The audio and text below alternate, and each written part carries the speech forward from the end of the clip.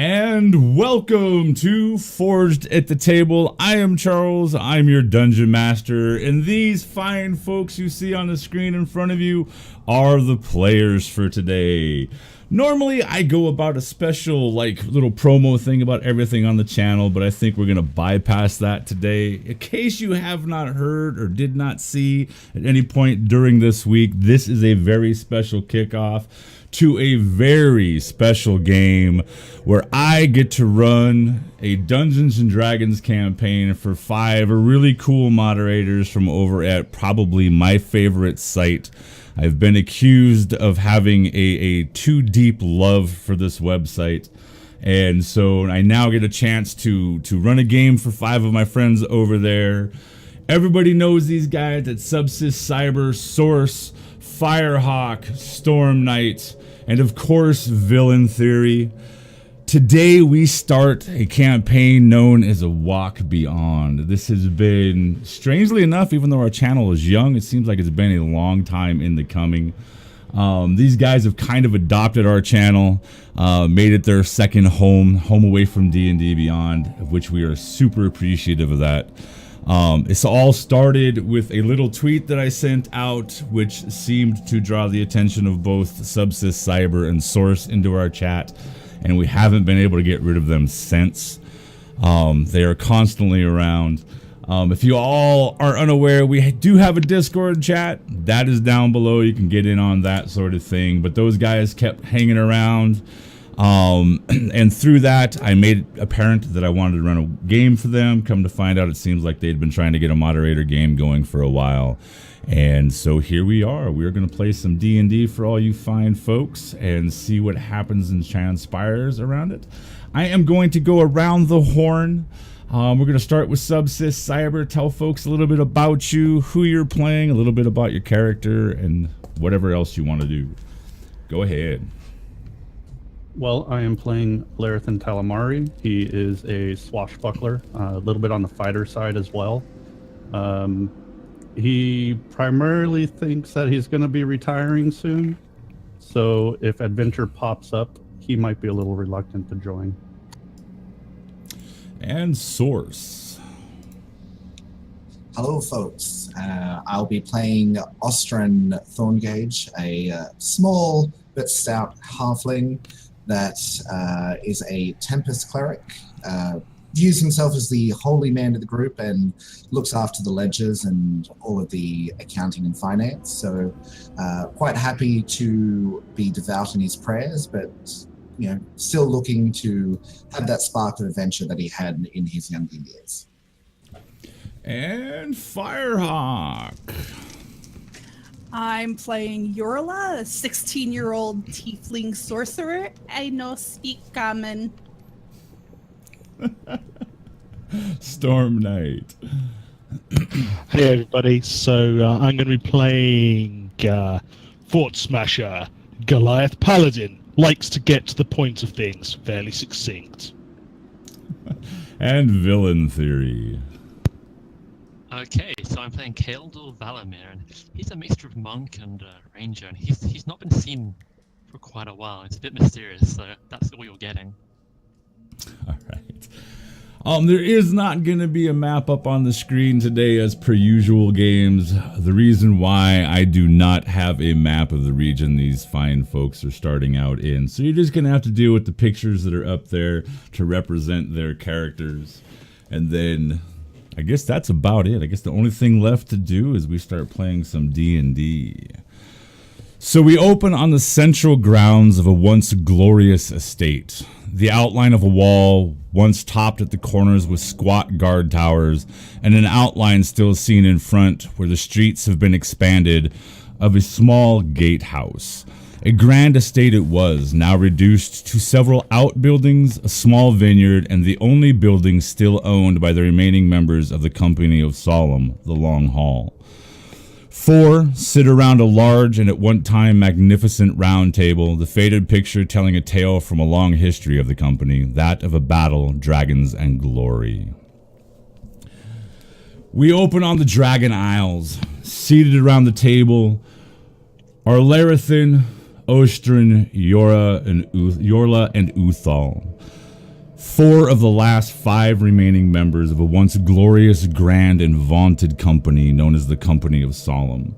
The only respect that they are paid to now, the only respect paid to the cloaks and cloak pins, to the blazoned badge of a dragon with a lightning bolt sitting behind it, is from those people old enough to remember the last of the glory days, the elders of the great city. Wow, okay. The last members of the great city of Port Salem. The party sits. Upon the table is a glass tube, 2 dragons intertwined in enamel on the side, a piece of high-quality vellum stretched out, held by 2 rocks, and the top part held by the tube itself. A letter stretched out, calling for the company to come answer an ages-old bloodline. When the back door to the long hall opens, a great figure, a hunched giant, kind of looks to be Furbolgish, maybe a cross with Goliath, something that's never been seen on the mainland of Atheln. These are what are known as Varen. They are an offshoot of Giantkin, kind of elvish in features. This one has been around for at least 300 years. Some say he saw the founding of the Company of Solemn. This great, big, long-coated, vested creature squats down, lifting his head below the eave of the back door. A dark figure can be seen, kind of hiding in the shadows, wrapped around him, kind of unnaturally, not seeming like he wants to be seen as the great giant steps out. You 4 kind of turn your heads back. You see the giant, Artes Gemmel. He has been your butler for longer than most of you can remember. He precedes many of you. He's been with the company for the longest time, not an actual member of the company, but more a caretaker of the grounds. This place you now sit was once known as Fort Revel.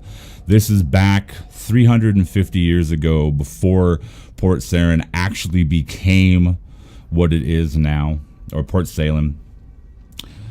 The buildings now are kind of weathered. Most of them have been sold off by the company. Your grand coffers kind of have ran bare over the years, and you now find yourselves at a point where adventure calls as a way to make coin. As Artis kind of comes out, stretches his great long back, raises up to a touch over 8 feet.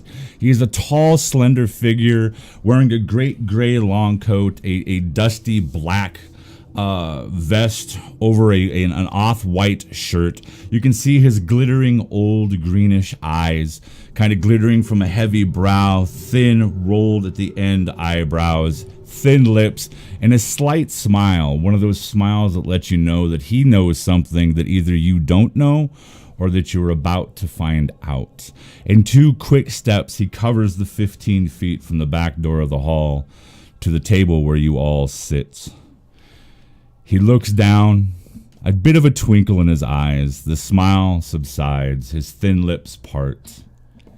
My lords, my lady, it appears that this day has brought to us a long-lost one, an old member of the company. And as he turns and extends a hand towards the door, you see creeping from the shadows the form of Kaldor Valomir, someone you have not seen for a long, long time.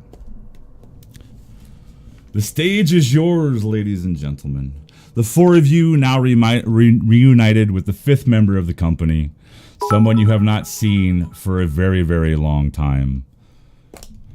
You also, on the table, by the way, Kalidor, as you come out, you notice that on the table with 4 of your compatriots, you notice there is a very long glass tube, a very nice looking, even at this range of about 15, 20 feet. You can see the faded vellum, but you can tell the quality of it.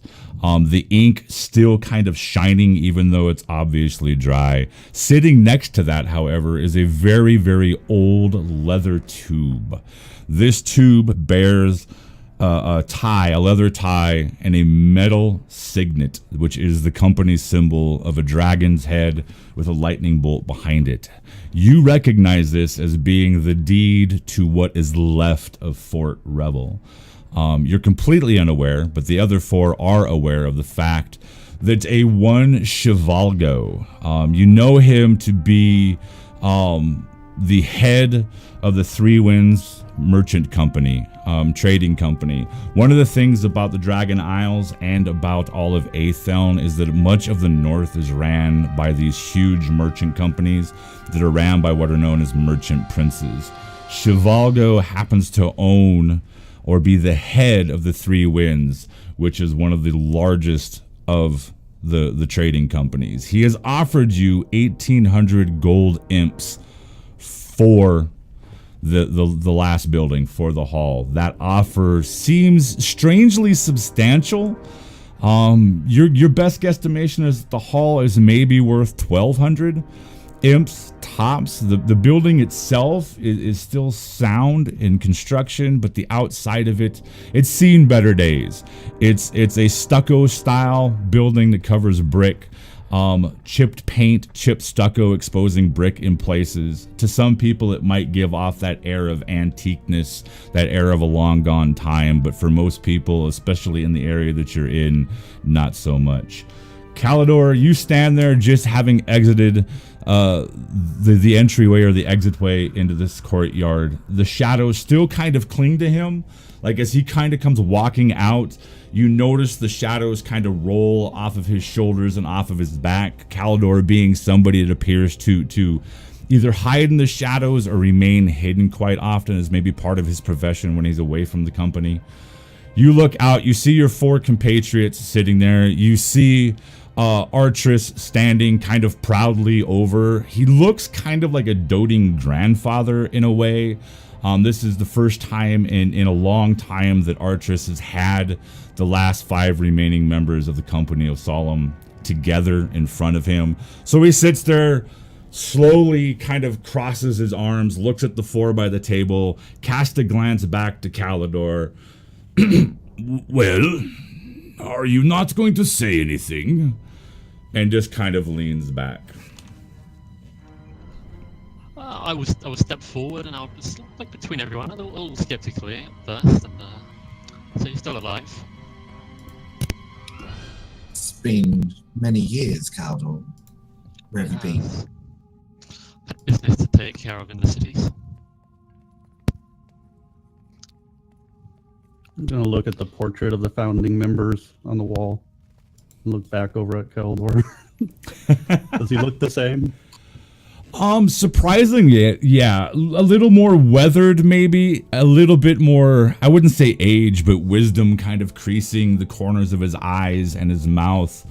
But yeah, he doesn't look that much different. As a matter of fact, it almost looks like he might even be wearing the same clothes he was all those many centuries ago. Uthal stands up, picks up a stool, casually lobs it across the table towards him. Sit down. I will catch the stool and I'll sit at the table. I'll look around and how close is the deed to me? I can see all of it. Oh yeah. Okay. The timing's good. We've got a decision to make. Something we don't have to elucidate on too much. And that concerns the deed here. Yes. I think it's about time for retirement, so maybe we should just sell this off.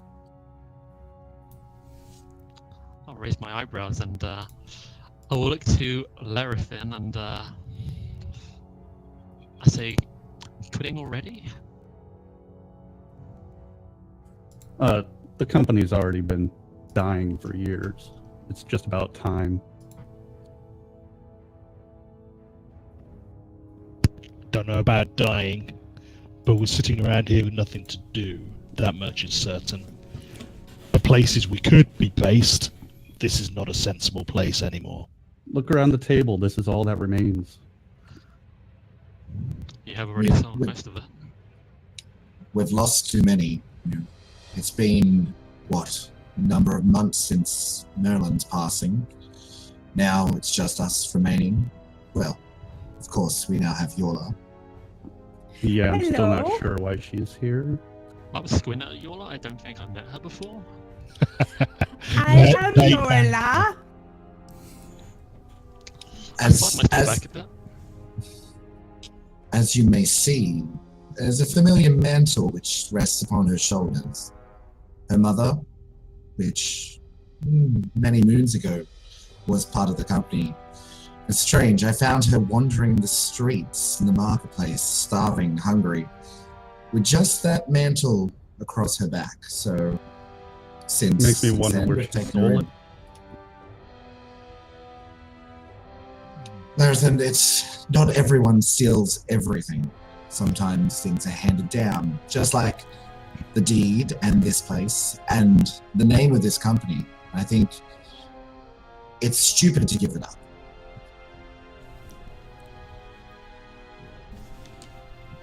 A light breeze, kind of as everybody discusses this one lone last building belonging to the company of Solemn.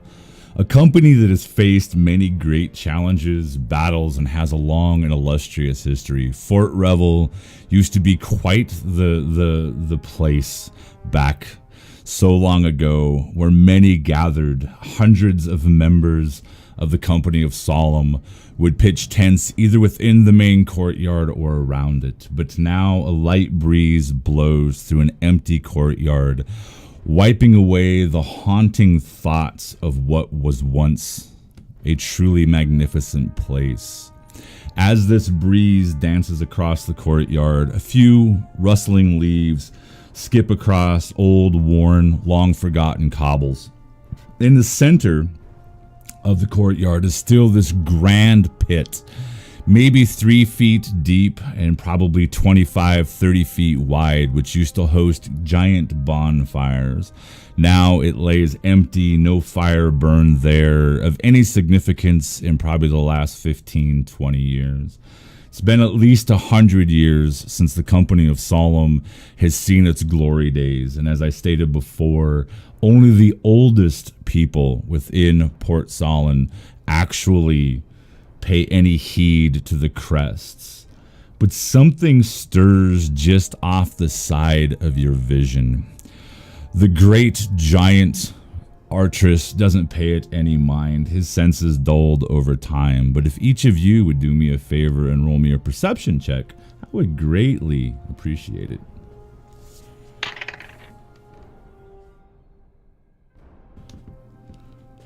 All right, starting with subs.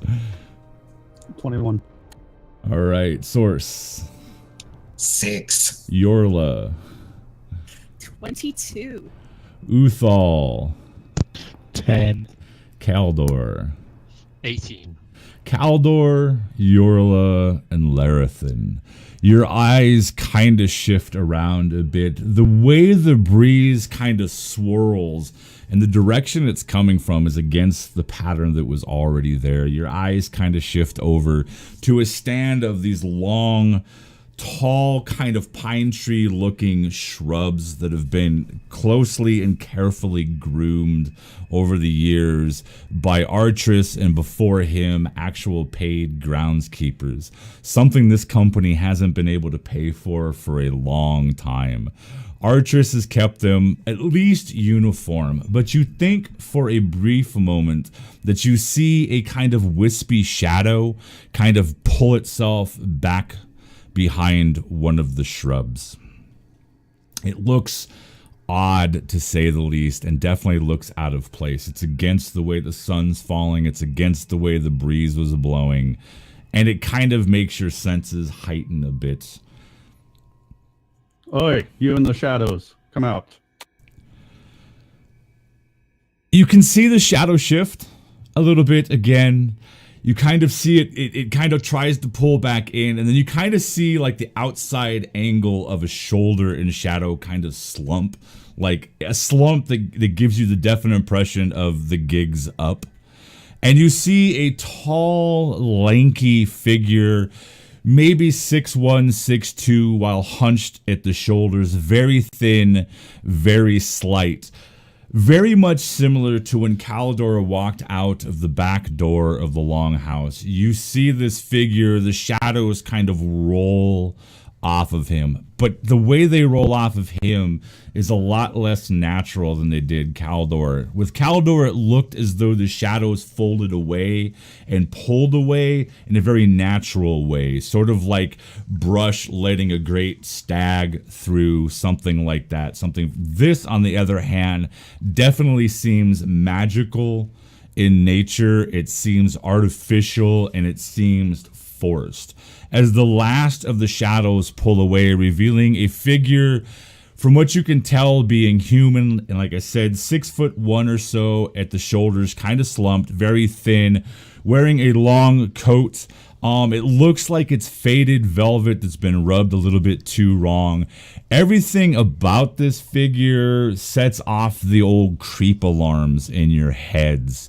He reminds you of somebody who would be stalking around an orphanage looking for stray children. The type of person that would go by the old folks' home and reach down with nobody looking and take things out of the alms dish that sits out front. Very slimy fellow, and he begins to glide very gracefully across the open courtyard, his feet making no sound upon the cobblestones. And as he gets within about 10 to 15 feet from you, his head raises up, exposing this gray, pale-skinned, leathery, drawn face where it looks like so much leather pulled tight over a frame or over a skull as an apothecary is fixing something, that sort of thing. His eyes, no shine whatsoever. They look amazingly dull. The white kind of grayed out. His iris very, very dark. It's either a brown or possibly a black, but where you can look at each other and look at Artress, you can see that moisture across the eyes. You can see that glint of sheen on him. Nothing. Very, very thin gray eyebrows, very deep set, thin eyes, and a very hawk-like chiseled set of features. There's age there, and you can see falling out from underneath the edge of his cloak. You can see strands of stringy gray hair. Well, it seems that the gig is up.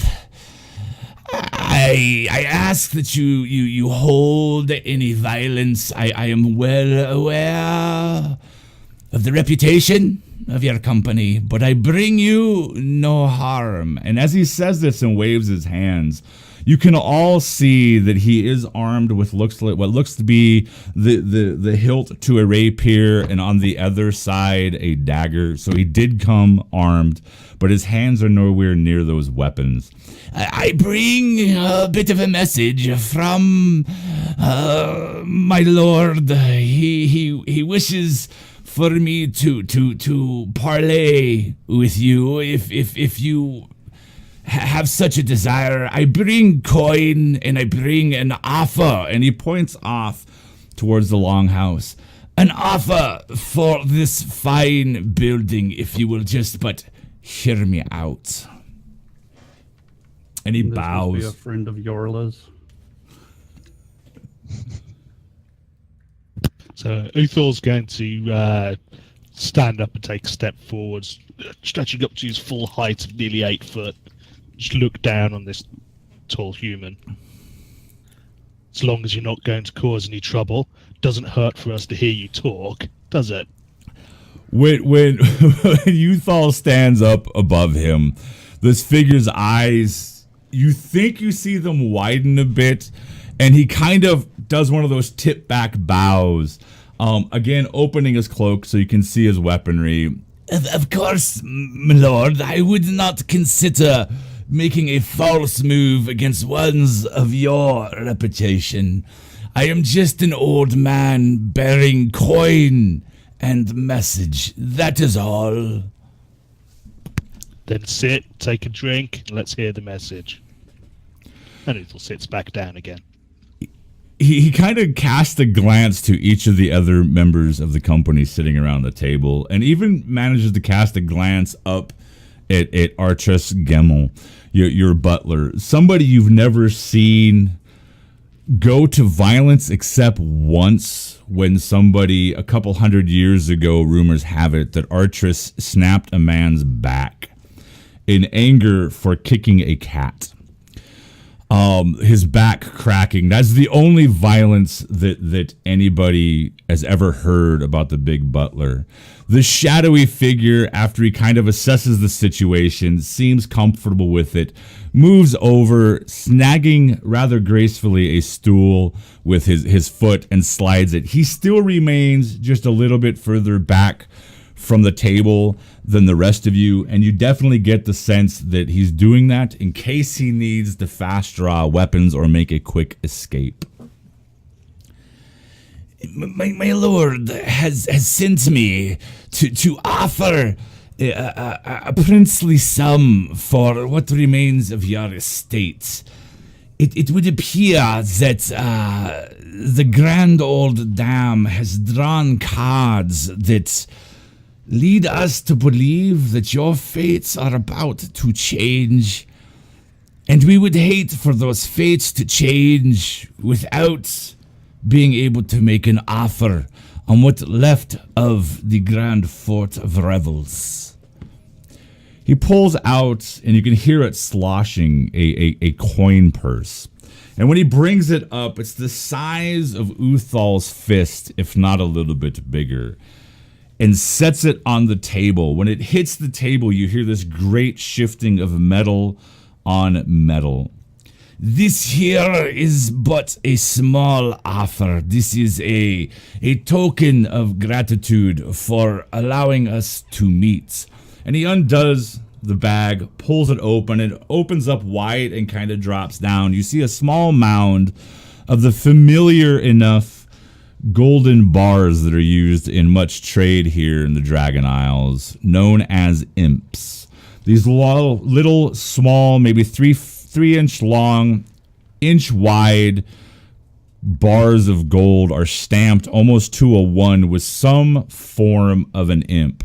The imp may change in styling, in size, and all of that, but every one of these has, this here is but 200 imps. My lord has much more that he would like to offer if you are willing to sell to us. And who is it that you represent? I represent Lord Melwyn Gimp. Go ahead and roll me an intelligence check, including Caldor, because this man is known. My best stat. So is that intelligence or Yes. history? Okay. Or history. Yeah, that'll work. 2. It's all the same. So starting with Larathan, what'd you get? 3. All right, Ostrin. Oh, that's me. 11. I'll get used to this name. Yorla. Natural 1. Oh, wow. Uthal. History check, 26. Oh, nice. And Caldor, you said what? 2. 2.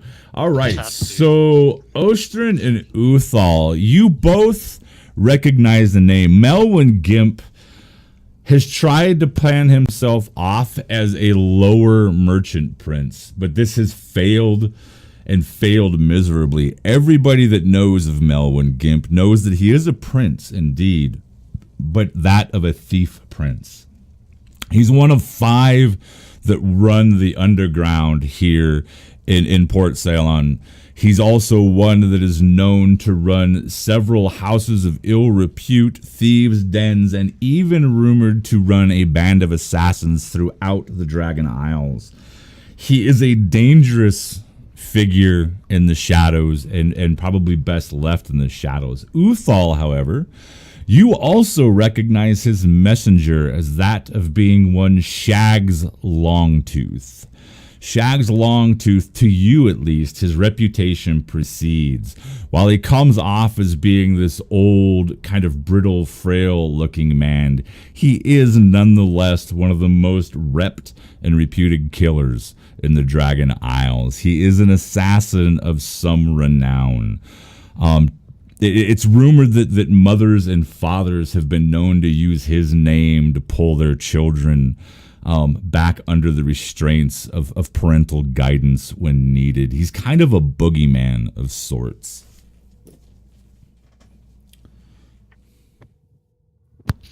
Okay. Well, okay. Uthal's going to lean back slightly, flex his knuckles. So, Shags, let's speak plainly then, shall we? Why does Maelwyn need to send one of the most accomplished assassins of the whole continent to talk to people about money?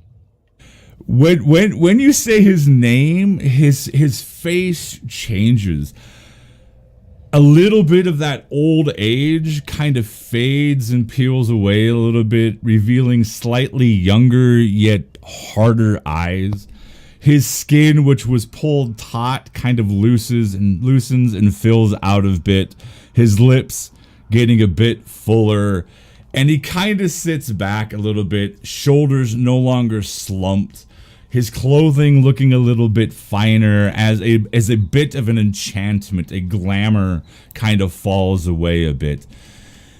Well, you big bastard, if we're going to put it that way, the reason why I come is because your reputation stands a little bit higher than maybe it once did. People still fear the name of the Company of Solemn.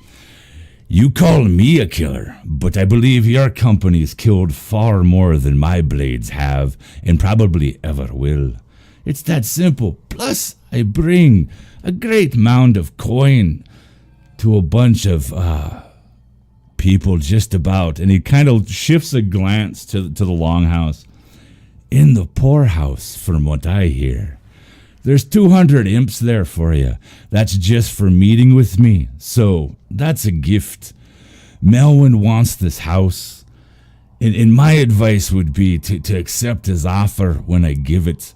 Because I'm sure you don't want any more enemies for the company than you already got.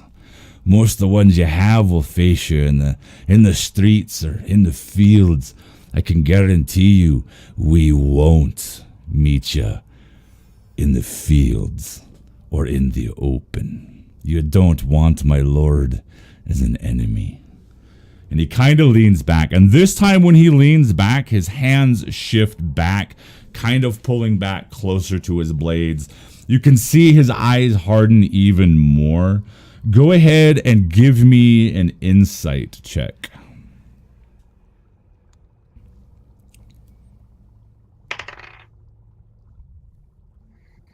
Starting with Larathan. 22. Ostrun. 8. Yorla. 22. Uthal. 18. Kalidor. First natural 20. All right. So apparently Ostrin Thorngage is a little bit tipped on the ale, mead, or wine that's on the table or something, but he has no apparent observations. However, the others of you, the four of you, all notice that his body shift and everything, his intent is not really to fight, but you can see that he's locking up and getting ready for a scuffle if there happens to be one.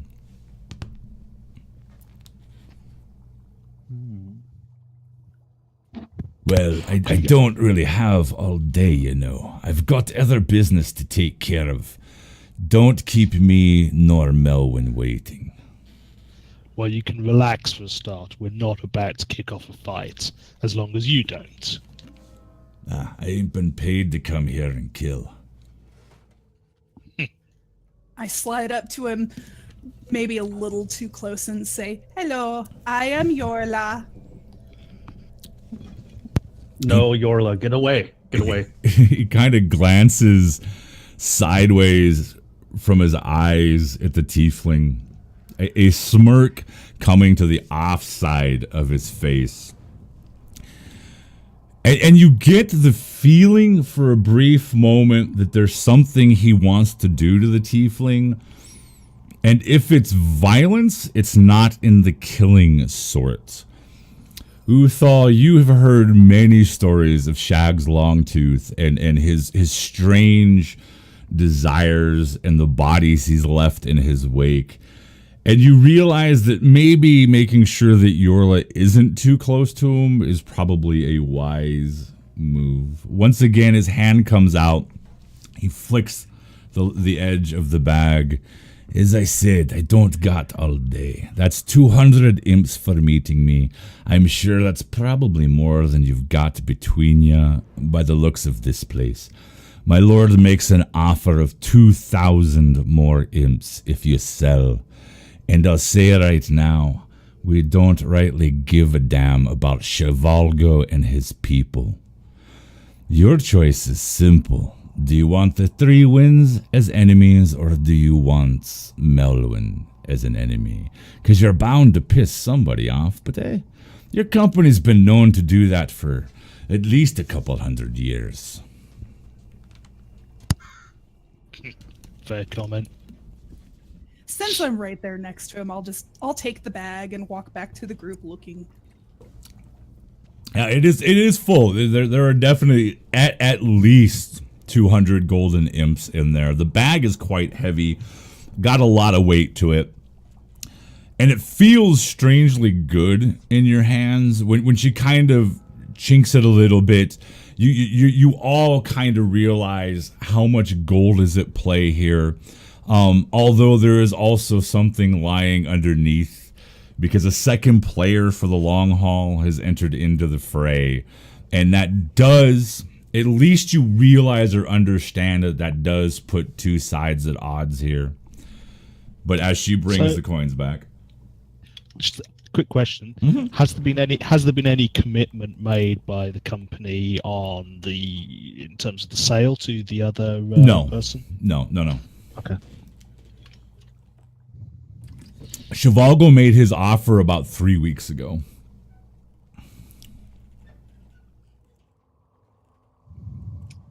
Well, you've met us. I think that we'll discuss the offer that you've put on the table, and how shall we send word to you if we are going to go down the route that you suggest.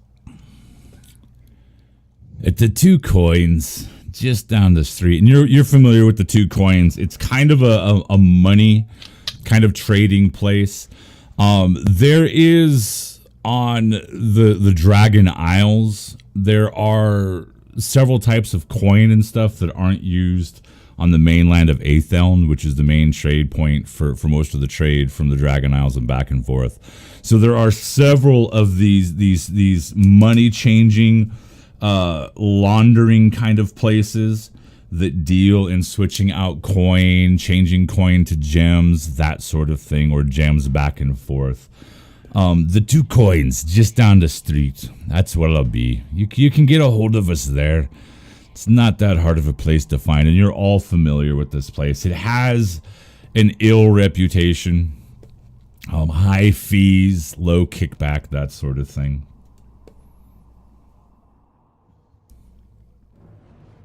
Well, in that case, we'll send word for you if it is favorable. Otherwise, we have much to discuss. Thank you. And I point to the door. He pushes away, sliding back. The stool's the only thing making noise. And he turns away and then stops for a brief moment. His eyes shift back over toward Yorla. A sly grin coming across his face. And for the first time, you actually see some kind of something in his eyes as a small twinkle lets loose, and his hand extends, and rolling off of his hand, following his pointer finger and middle finger, is a very thick silvery coin that you recognize as being platinum. It's very thick. It rolls, makes a tinging sound as it skips across the table, comes to a halt, and lands right in front of Yorla. It has a non-blinking eye upon it. The weight of the coin you can assess to be worth roughly about 25 gold. If you ever need better employment, sweetie, you can always leave the company and come to work for me. I've got use for ones like you. He smiles, spins, and turns away. Once again, going over towards those nicely trimmed and kept bushes. As he gets there, the shadows kind of move before he fully reaches it. Again, all looking unnatural, wrap around him as he walks in and almost pull him into nothingness.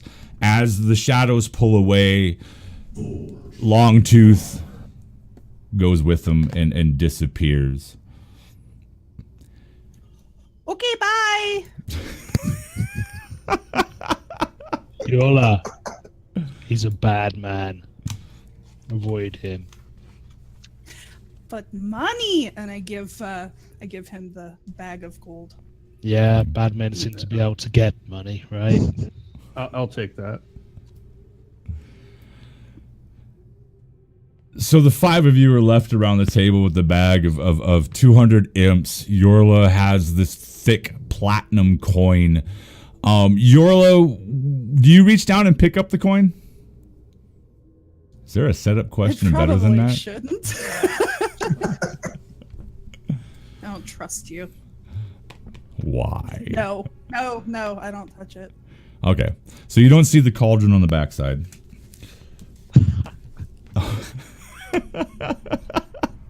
Okay, you leave the coin sitting there, and as you kind of look down at it, when you look at the coin, it's real. You heard it when it rolled across, but there is kind of this slimy looking air about it. Go ahead and roll me an Arcana, Yorla.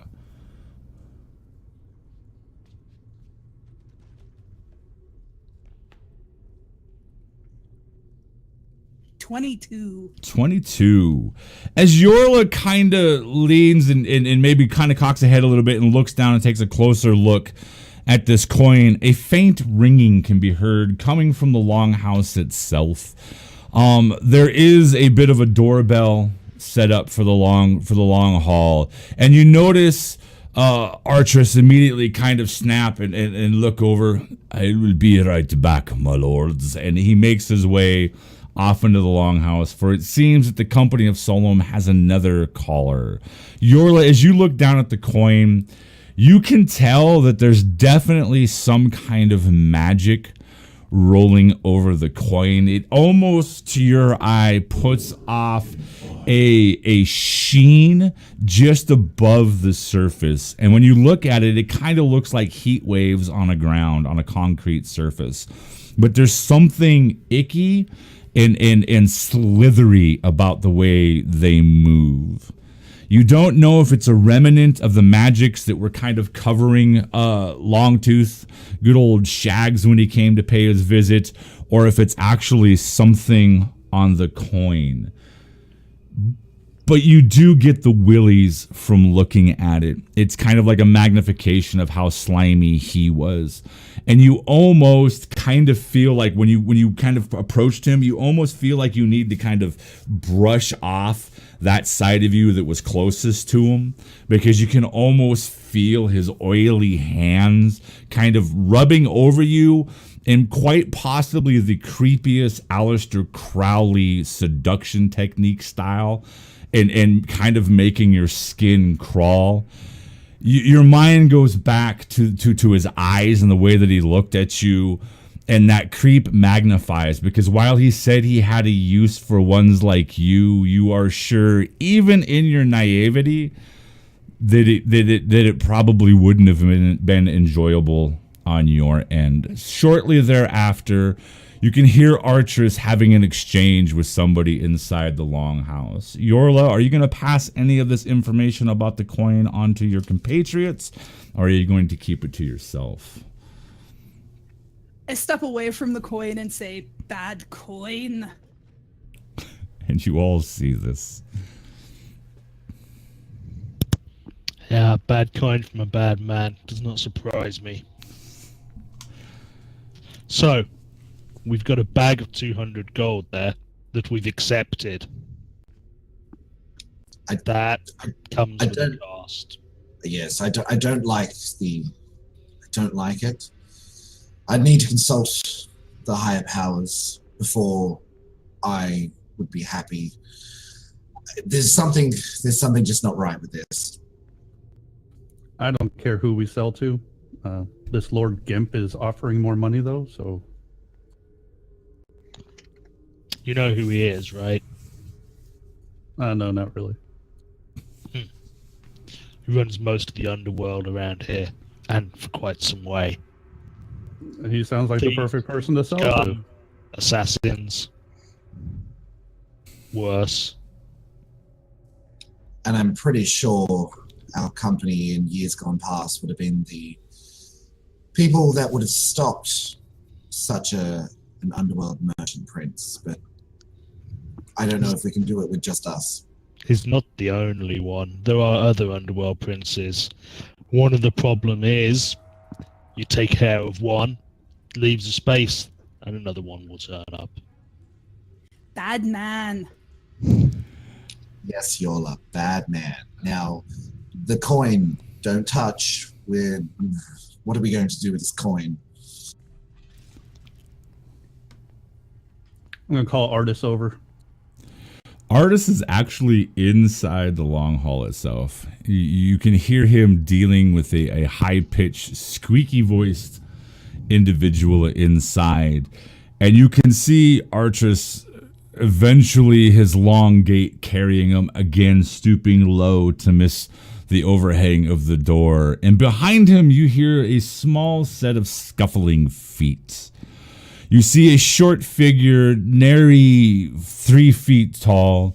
You see round cherub cheeks, dusted with a little bit of makeup, rosiness added on artificially, full plump lips, a youthful enough face, except for that he looks like a 2 silver whore on a back shady street. His clothing all too in style. He's one of these people that gives off the air that he's trying to stay ahead of current fashion. He's trying to be a trendsetter, and it falls really, really badly. He looks like an early Victorian era fop. Done in a very bad Shakespearean like actor corps, like a Shakespeare in the Park sort of fellow. Not knocking any of the Shakespeare in the Park people, but some of them are my friends. But he kind of skips his way in a light step around Archers, and you can see Archers look down and grumble something under his breath as the small figure makes his way forward. Excuse me? But it seems that I have to interrupt your conversation. My lord is waiting patiently. 3 weeks he's been waiting. We need an answer. Do not keep the great and mighty Chevalgo waiting for an answer. He offered you a fair price, a more than fair price. Yet you, and he kind of looks now seeing Caldor sitting there. The 5 of you keep him waiting. And he gives off this air of an overdone, hyperactive leprechaun. His clothing is stiff. You don't see any weapons on him. He has black, shiny shoes that buckle with the toes curled up just a little bit. A very foreign style to the Dragon Isles. He is very, very plump, well-fed. You can actually see a bit of his lunch still at the corner of his mouth as a greasy little glob of some kind of gravy is there. Let me introduce myself. I am Gipley Malfunk. I am a representative of Chevalgo and the Three Winds Trading Company and also the Silver Griffin. My lord gave you a bit of an offer 3 weeks ago for this fine establishment. I believe it was 1,800 imps. My lord has been waiting. He wishes now to meet with you in person. This is a great honor that he bestows upon you. I understand you were once a great and grand company of the Dragon Isles. Your legend precedes you.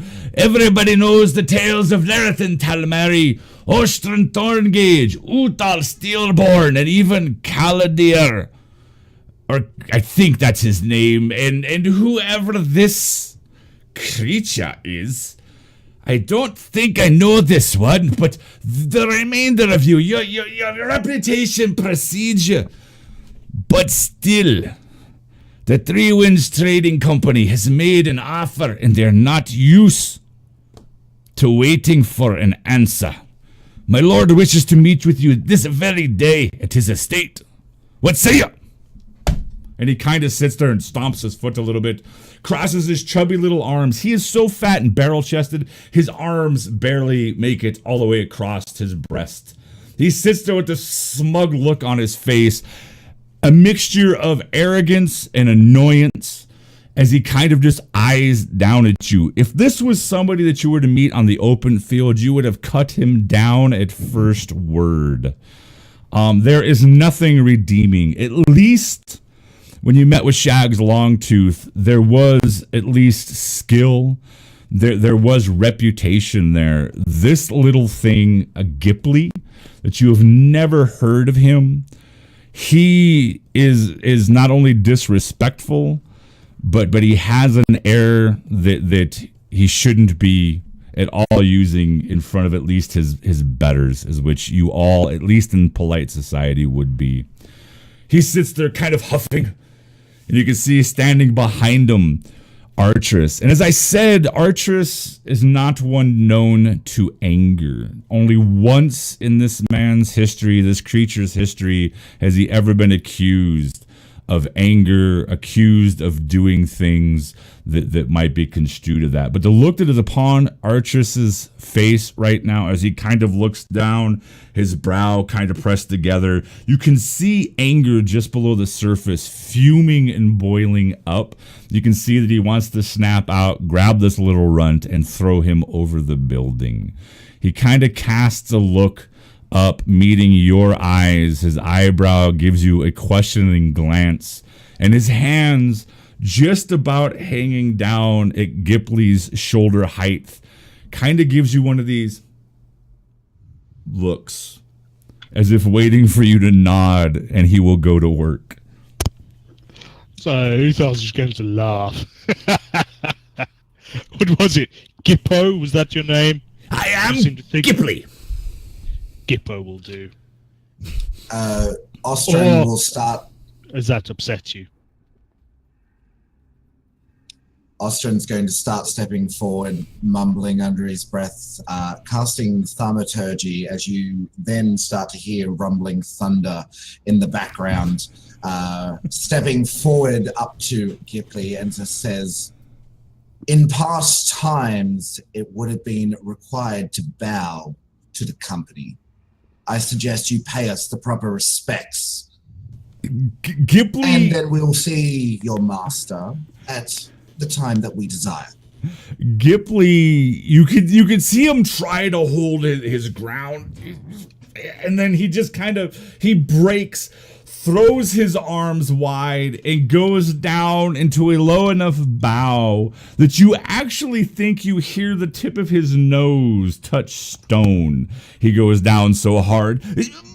Of course, my lords, I meant no disrespect. And he stays bowed for an extremely long period of time, slowly coming up and casting an eye up from underneath, kind of looking at you, hoping that none of you... He looks like a child that just got busted doing something that they were definitely not supposed to be doing. I never meant any disrespect, my lords. You can only imagine... I'm shutting up now, I'm shutting up. And he kind of pulls away a bit. No more will be heard from Gipley. I shut up now. And he remains bowed. Now you be quiet while we talk. Quiet I am. Talk, please. I'm sorry. Do not. No.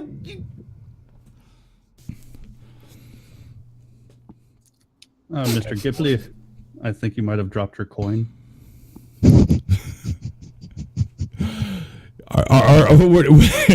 Are you referring to Shag's coin? Yeah, the platinum sitting there on the table. He kind of casts a glance up, and you can see this quizzical look come to his face. If it pleases your lords, and he kind of moves towards his coat, and you can see him pull a small little velveteen and leather laced little sack from his pocket, and he shakes it. He puts it back. I am sorry, my lords. I beg a moment. May I speak, please? And he waits. I do not believe that it is my coin. I'm sorry. I do not call you. And he steps back a little bit further, bows again deep. I do not mean to call you a liar. And he kind of like curls and like he's ready to be struck. I do not believe that it is my coin. I believe you are mistaken. Gipley, your master, sent you here, yes? Yes. And you are the best person that he has to come talk to us? Really? How do you think that reflects upon him, your conduct here? How do you think that reflects on him? Ghibley bows. He remains bowed, and you can hear these sobs. I'm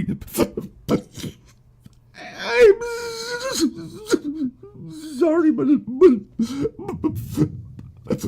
and he. Why are you apologizing to us? It's him that you are doing a disservice to. Scraping and crawling like nobody. May I take my blustering entrance. As Uthal begins to lay into Ghibley, it's impossible to believe, but this little gnome, known here in the Dragon Isles and much of Atheln as a Namelin or a Namelin, he seems to get even smaller in stature, even at times beginning to look like he's shriveling.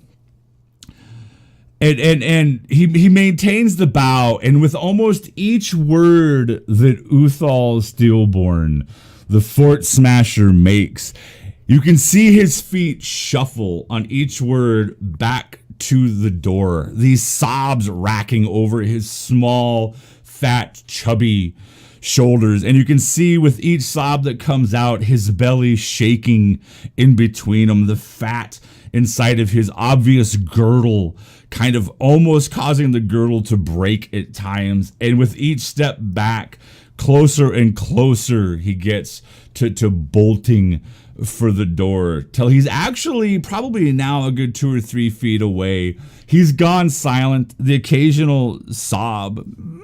May I have but a moment to speak? Sure, seeing as you almost said please. He raises up, and you can see these great chubby hands trembling, and the trembles cause all of the blubber and fat he's got stuffed inside of his clothing to jiggle uncontrollably. I meant no disrespect to such great and powerful lords. I only meant to bear a message that my Lord Chevalgo wishes a meeting with you to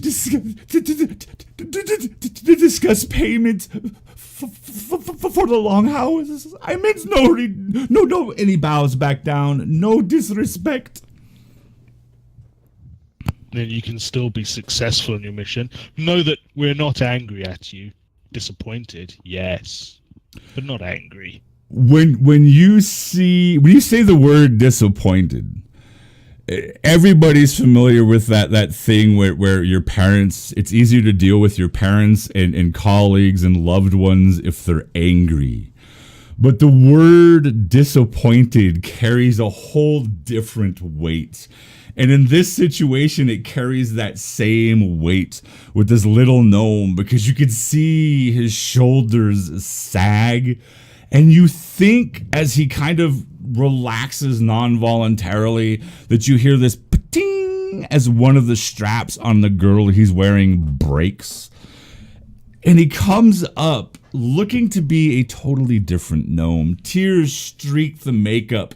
He looks like a whore that has just been whipped for insolence. His makeup smeared, thick, dark mascara trailing down his face. He looks like a broken gnome. My lords, if it is possible, I shall take my leave. and let Lord Chivalgo know that you are open to a parley in a time to come. What say the rest of you? Is our door open to Lord Chivalgo to come and barter with us? I would say that I'm still willing to speak to Lord Chivalgo. However, when I look back at the coin, I need to consult with the higher powers before I decide exactly what I'll be doing. Okay, bye. And Yorla says, okay, bye. The gnome, looking utterly defeated, broken, beaten, and confused, does something that you know to be reserved for nobility and royalty, as he bows as he takes steps out, swinging his arms wildly, and backs right in to Artress Gemmel, your butler, who steps away so that the little figure can continue all the way to the longhouse, where Gipley turns, spins, and you can hear his feet scuffing across the floorboards of the longhouse as he quickly makes his exit. You look over at Artress, who was watching this happen with a look of disdain on his face, and where Gipley touched his leg, he's shaking his foot and kind of scraping it as if he stepped in some kind of dog shit or something else on the streets outside, a look of distaste. My lords, that one. Yeah. And kind of gives this lurch kind of look. You know, if that is the best that he's got to send to talk to us, that's odd, right? That is odd. He seemed all right to me. All right. All right, you've been away far too long, old friend. Keldor has been sitting there quietly for a while, sort of looks up and looks around the group, and he says, I do not like either of these people, but the first person threatened us. I do not know how you have operated in these years I've been absent, but the company I knew would never give in to threats. I don't think we're planning on giving in to any threats, whoever they're from. Certainly not in my nature to do so. Well, they are offering more money, so. And I think we need to make sure we're doing this correctly and avoiding any possible backlash. I turned to Artress. Artress, do we still have an old cauldron pot? Anything left that I can use? He leans forward slightly. I believe. Yes, a moment, my lords. And he goes inside of the longhouse, and a few moments pass, and you hear some clanging from deep inside the building. Obviously, he is in the kitchen. And he comes walking out with this great iron blackened, fire singed cauldron. And he brings it forward out of the longhouse. And you can tell by the way that it's moving that there apparently is still something inside the cauldron. And he turns to the side and tosses the contents out. And in a bit of grayish, dirty liquid sloshes out, and you see something dark, maybe this big in size, come out. And for a brief moment, it looks like it could be a child's shoe. And that's the image that goes through your minds, is of a child's little buckled shoe. And then you realize that it's actually a pad of folded and curled and stringed out metal used to scrub pots. And it goes flying off to the side, lands with a sickening thud on the ground. And when it sits there, it kind of warbles back and forth between a shoe and this Brillo style pad. He comes over to you, Ostrin, setting the cauldron down on the ground. My lord, this is the best that I can do. Puts it down. This will be fine. Yola, would you mind helping me fetch some water? Divination I'm about to cast is going to require water, and I turn back to the platinum coin, that coin. Yorla, help. So what are you going to do, Yorla? There is a back kind of a pump back in the courtyard. It's technically on the property of there are several outbuildings, maybe 10 in total. Most of them have been taken up by families using them as places to live. A couple have been purchased from you in the past, yet still remain empty, their owners not having found a use for them yet. The backside of Fort Revel, there used to be 2 great barracks buildings. Those buildings were bought long ago, dismantled, destroyed, brought down. The ground tilled under, and that area has been turned into a vineyard. The pump kind of sits on the border. It's technically belonging to the people that own the vineyard, but there is a great bucket sitting right next to it. I'll go and attempt to work the pump. Okay. You get the pump. Everybody that's dropping follows and all that stuff, I will catch up after the show. Thank you for your follows, though. As you make your way over there, you pump out enough water. You come carrying back this great bucket. As you get about halfway there, you notice kind of out on the street, you notice some, like where the walls used to be, so it's now split from where the longhouse is and the next house over. You see several children go running by down the streets, playing some kind of a hoop chasing game that's popular here in the Dragon Isles. You see about 6 of them, all youthful, the youngest maybe being 2 years old. Their glee and happiness lifts your heart while you're kind of new to the area and feel a bit displaced. Children have been something that have always kind of, that youthful glee and sort of thing always has raised Yorla's spirits, helped Yorla feel more at home, that sort of thing. And the children go dancing off past the next building. Yorla eventually comes back over to you, Ostran, carrying a large bucket of water. Here's water. Thank you, Yola. And I'm going to pour the water into the cauldron. I'm then going to take a rag out, and I'm going to pick up the platinum coin with the rag. Go ahead, everybody who wishes to, roll me an Arcana as Ostran picks up the coin from the table.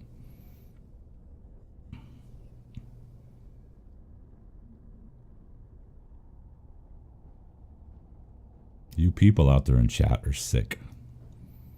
Natural 1. Okay, Ostran. 7. Yorla. 9. Wow. Uthal. 6. Kaldor. 9.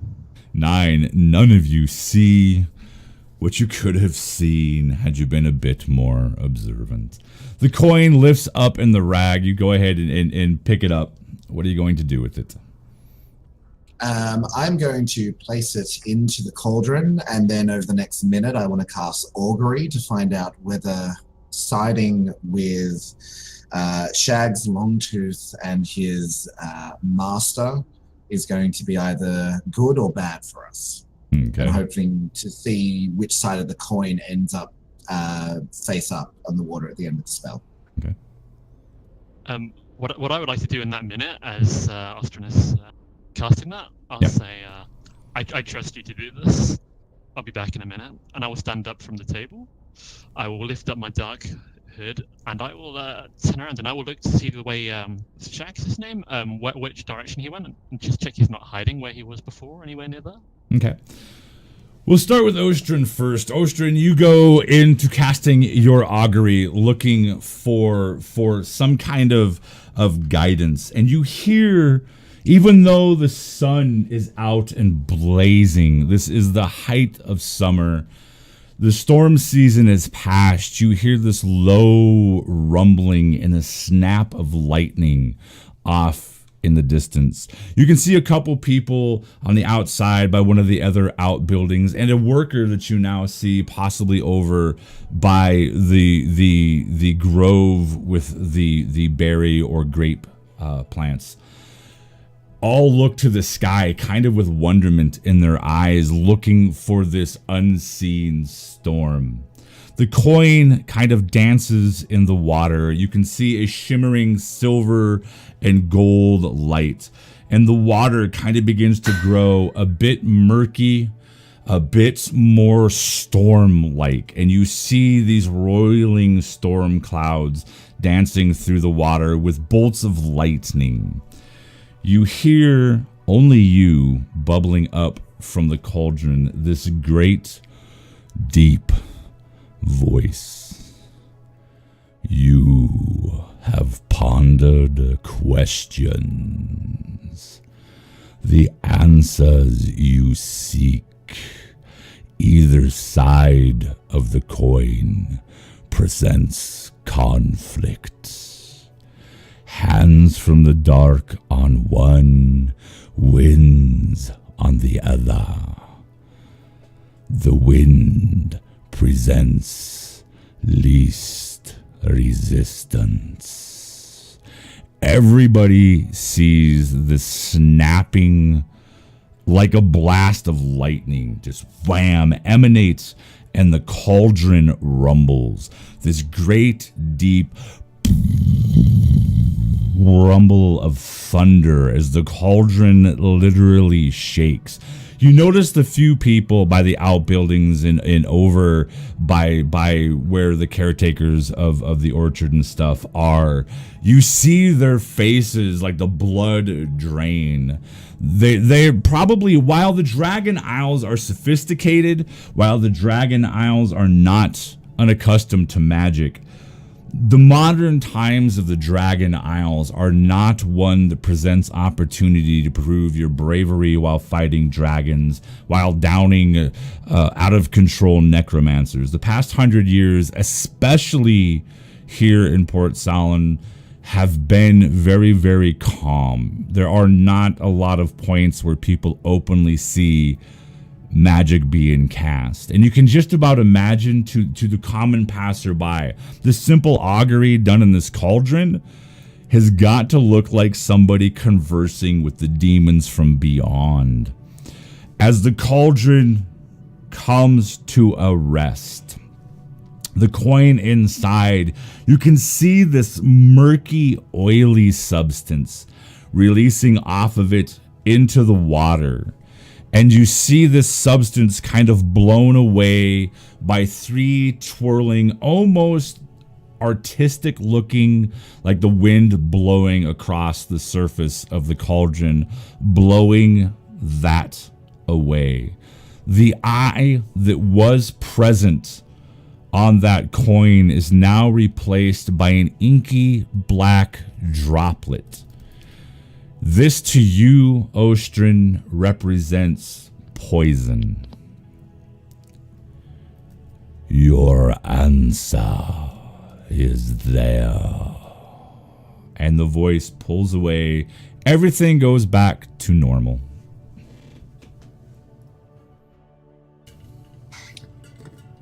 Well, I kind of, Ostrin would stumble back from the cauldron, probably turning away, pulling up a seat and kind of slumping on the table. His little form, probably head just hitting the table, and kind of deep breaths. After, I need a moment to collect my thoughts. Don't touch that coin. Sure, take a moment. I've got weird friends. I go over to Ostrin and I hug him.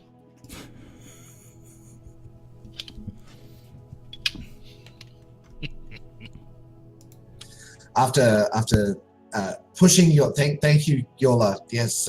Okay. Well, look, the coin is, as you can see if you look in there, it's changed form, and that sheer poisonous symbol on that coin, I don't think it's anything good. Either way we go, there is going to be some form of conflict, but there is the path of the lesser of two evils, and I feel like Master Shivago for us would be the safer option.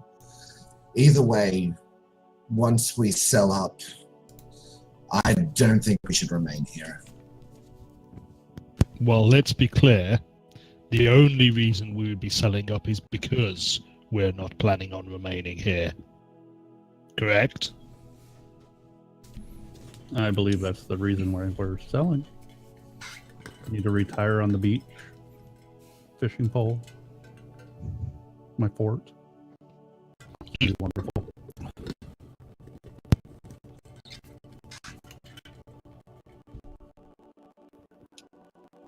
Look, I don't know what the rest of you want, but the extra gold would be lovely, but I can find, I'm sure each of us can find gold in other ways. We all have skills, whether it be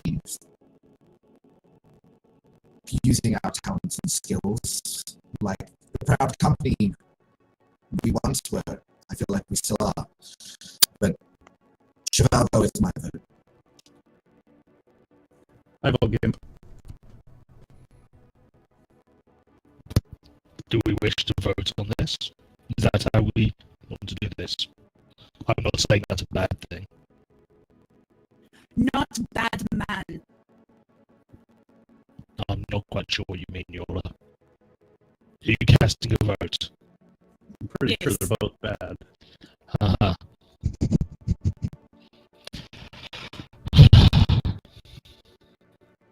Before we pick someone, do we want to talk about what we plan to do?